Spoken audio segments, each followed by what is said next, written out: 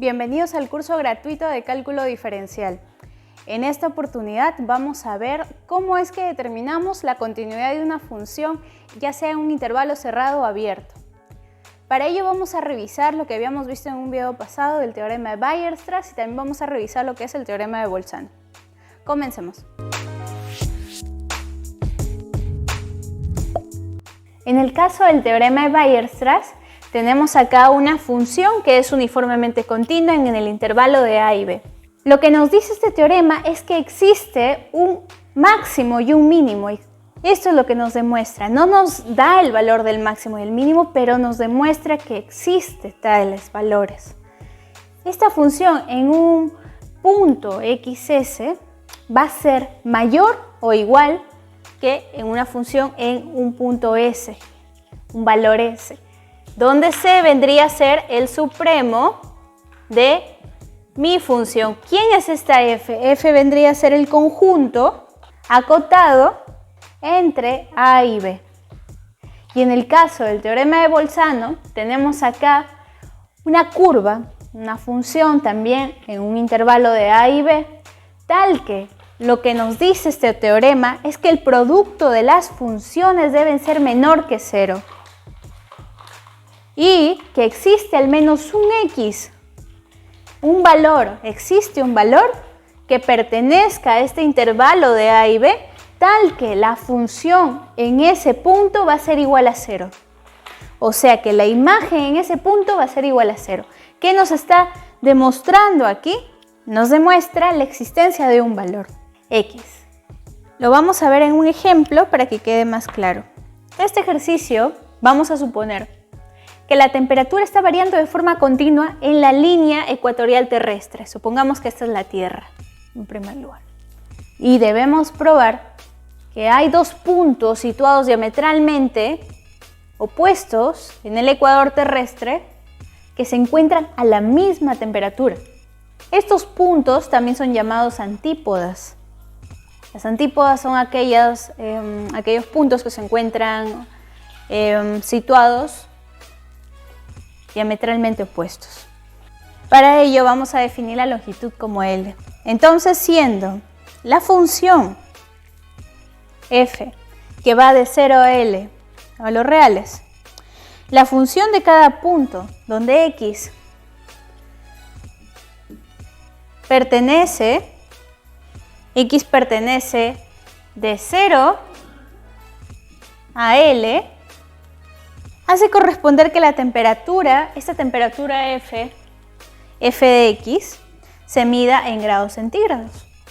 F de x se va a medir en grados centígrados. Hablo del punto del ecuador terrestre. Suponiendo que f de x es continua, que es lo más razonable en este caso, vamos a suponer que hay un punto C que pertenezca a este intervalo de 0 a L medios, tal que la función en C sea igual a la función en C más L medios. Para esto vamos a considerar un h de x que va a ser igual a la función, un h de x va a ser igual a la función de ¿quién? A la función de ¿quién sería igual? De x más L medios menos la función en x. Esta la cual está definida entre 0 a L medios. Entonces, ¿qué pasa cuando x valga 0? Si x vale 0, o sea, h de 0 va a ser igual a ¿quién? Va a ser igual a f en L medios, menos la función en 0, ¿no? ¿Y qué pasa cuando x valga L medios? Cuando x valga L medios, h en L medios va a ser igual a la función en L menos la función en L medios. Lo que tenemos ahí y lo que vemos es que el punto a distancia en L vuelve a ser el mismo punto de partida. Este punto de distancia regresa y retorna a ser el mismo punto de partida. O sea, esto quiere decir que la curva es cerrada. Esto quiere decir, vamos por aquí, que la función en L va a ser igual a la función en 0 y que h de L2 va a ser igual a la función en 0, porque ya dijimos que si esto se cumple, significa que h de L2 va a ser igual a la función en 0 menos la función en L medios.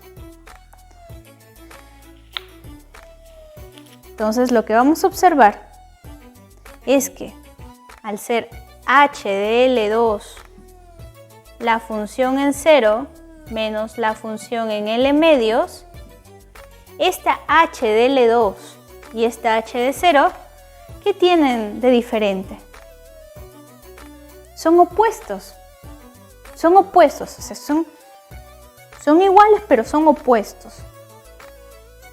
Entonces, podemos tomar un c igual a 0, o uno tanto es negativo, o el otro.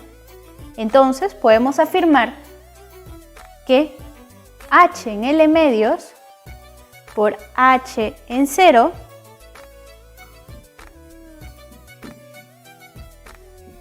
es menor que 0, porque son opuestos. Estamos comprobando el teorema de Bolzano aquí y nos está asegurando que h tiene que anularse en algún c que pertenezca de 0 a L medios en un intervalo abierto, y esto nos da a entender de que la función en C más L medios va a ser igual a la función en C. Es ahí como comprobamos el teorema de Bolzano. Entonces, ¿cómo definimos que una función sea continua? Acá lo que vemos es una curva. Esta curva en el cual nos muestra un punto en esta curva que es un punto C y un f de C que vendría a ser la función, la imagen con respecto a este punto C. Las franjas que vemos acá son las vecindades con respecto a epsilon, con respecto a delta, que se encuentran dentro de esta función, dentro de esta curva. Ahora, ¿cómo saber que una función es continua? La función en C debe ser igual al límite cuando x tiende a este punto C que es llamado punto de acumulación, este punto C de la función. Si se cumple eso si existe el límite primero y aparte se cumple que son iguales, entonces significa que es continua. Ahora, si este punto C no es un punto de acumulación, un conjunto, entonces tiene que existir una vecindad en delta de C, en la cual la intersección de un conjunto de esta curva con esta vecindad debe ser igual a C. Ahí es donde debemos concluir que una función es continua automáticamente en un punto C. Entonces, en base a lo que acabamos de ver, se puede considerar una característica de continuidad para saber cómo definir cuando una función es continua. Entonces veamos las siguientes definiciones. Entonces una forma equivalente de definir la continuidad de una función es tomando un a que se encuentra incluido dentro de los reales, siendo una función de un a que va a los reales, donde hay un punto C que pertenece a este A. Entonces, f es continua en C. O sea, esto quiere decir de que dada una vecindad, cualquier vecindad en epsilon de la función en C, va a existir una vecindad en delta, tal que si x es cualquier punto de este A, entonces quiere decir de que va a haber una función en x que pertenezca a la vecindad en epsilon de la función en C.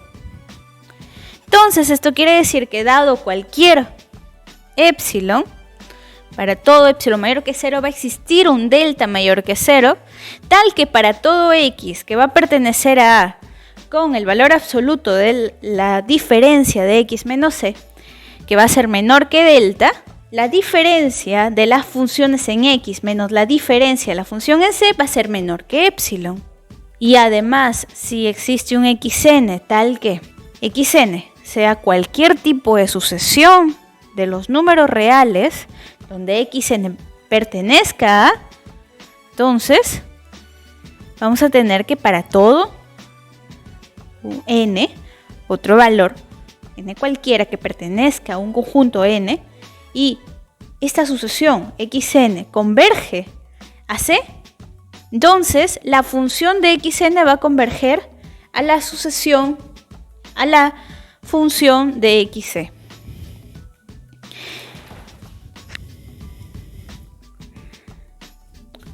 De esta forma nosotros podemos definir cómo es que una función sea continua. Además también podemos ver el criterio de discontinuidad, eso se los dejo para ustedes, en el cual esta sucesión xn no converge en C. Y bueno, entonces, ¿qué vemos acá? Vemos acá las definiciones de límites. Entonces, al tener en cuenta las definiciones en límites, significa que para que nosotros podamos evaluar una función y saber si esa función es continua, debemos aplicar los límites. Vamos a ver unos ejercicios. Ejercicio bien sencillo que nos va a ayudar a entender cómo podemos saber que una función sea continua en un intervalo. Bien, en este ejercicio nos piden demostrar si esta función f de x es continua en este intervalo de -1, 1. Entonces, para demostrar si esta función es continua, lo que vamos a hacer es hallar los límites tanto por la izquierda como por la derecha.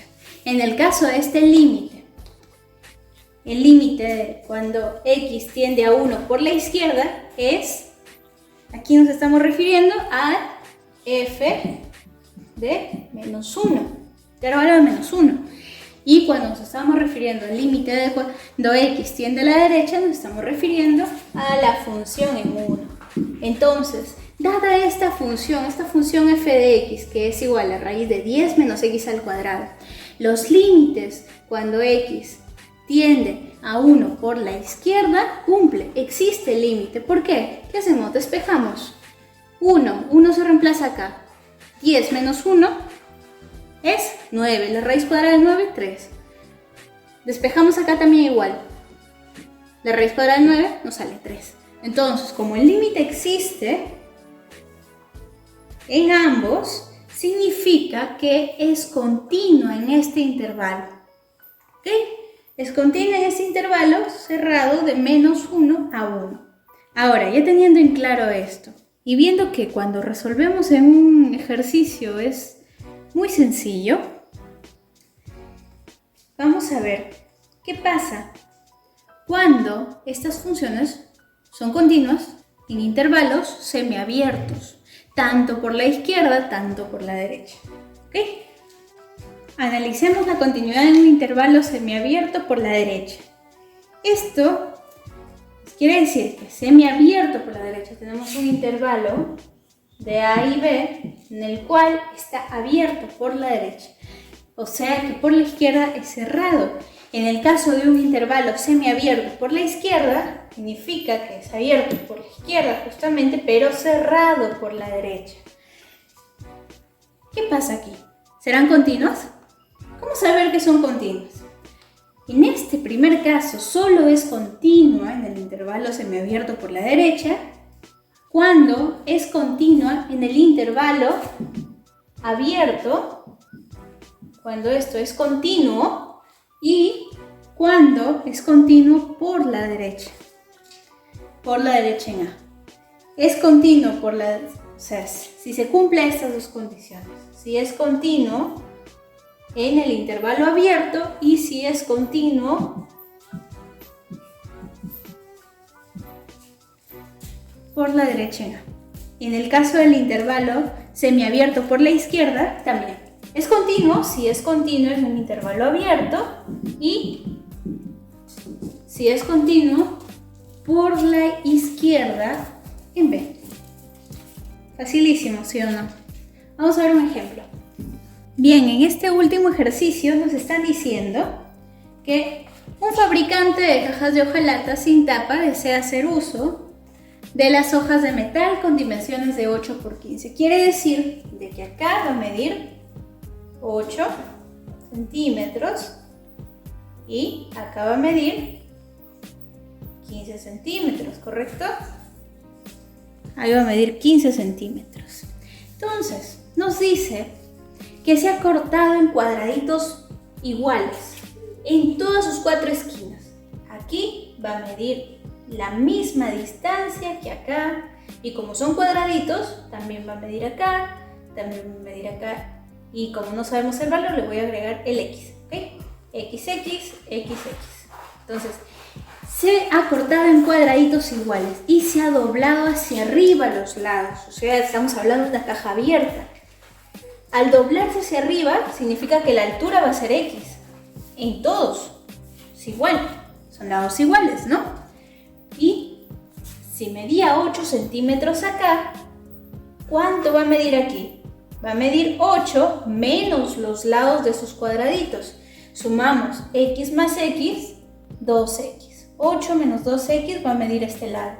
¿Cuánto va a medir el lado de acá?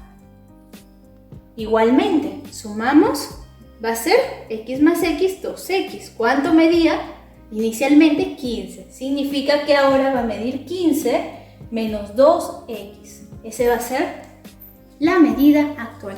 Ahora nos dice, ¿qué nos está pidiendo hallar? Nos está pidiendo hallar, primero hallar el volumen en función de X y expresado en centímetros cúbicos, porque esto está en centímetros, está en centímetros. Las unidades se encuentran en centímetros. Entonces, vamos a hallar el volumen. Inciso A, nos dicen, hallemos el volumen. ¿Y a qué es igual el volumen? El volumen va a ser igual a la base, un lado, por el largo, por la altura. La base, que es el ancho por el largo, y la altura. Entonces, ¿cuánto vale la altura? Vale X. ¿Cuánto vale la base? El área de la base va a ser el producto de ambos. Va a ser 8 menos 2X por 15 menos 2X. Efectuándolo, el volumen en X está expresado en 120X menos 46X al cuadrado más 4X al cubo, porque es el producto de las 3X. Eso sería todo. Eso sería el volumen en X expresado, todo esto en centímetros cúbicos, ¿ok? Ahora, ¿cuál es el dominio? Para este caso tenemos que considerar dos cositas. Uno, que el volumen nunca va a ser menor que 0, nunca va a ser negativo. ¿Ok? Otro, que X tampoco puede ser negativo, estamos hablando de magnitudes. Entonces, ¿qué pasa cuando, inciso B, qué pasa cuando X es igual a 0? El volumen, la función, va a ser igual a 0 centímetros cúbicos. ¿Ok? Entonces significa que cuando X vale 0, el volumen es igual a 0, no es negativo. ¿Qué pasa cuando vale 4? ¿Por qué 4? ¿Por qué escojo 4? Porque es la mitad de 8, es la mitad del ancho. ¿Qué pasa cuando el volumen es 4? Es 0. El volumen es 0.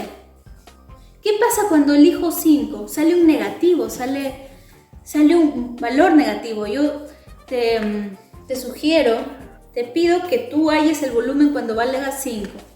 A ver cuánto te sale, si el volumen te sale positivo. Entonces, el dominio de esta función, ¿el dominio de quién? El dominio de v de x es de 0 a 4 intervalos cerrados. Ese es el dominio. Ahora, la parte B nos dice, demostremos que esta función, este v de x, es continua en 0 y 4. Bueno, ¿cómo saber que es continuo? Y sabemos que una función es continua en un intervalo siempre y cuando sea continua en cada uno de sus puntos. Entonces, vemos que, en este caso, el límite, cuando x tiende hacia la derecha de 0, de mi función va a ser igual a ¿cuánto? Va a ser igual a 0. Es lo que ya hemos visto. Y el límite, cuando x tiende a 4 por la izquierda, de la función en x es igual a 0. Esto quiere decir que la función es continua en este intervalo de 0 a 4. Y bien, esto ha sido todo por este video. Les agradezco que hayan visto hasta el final. Nos vemos en la próxima clase de derivadas. Empezamos la próxima clase ya con derivadas.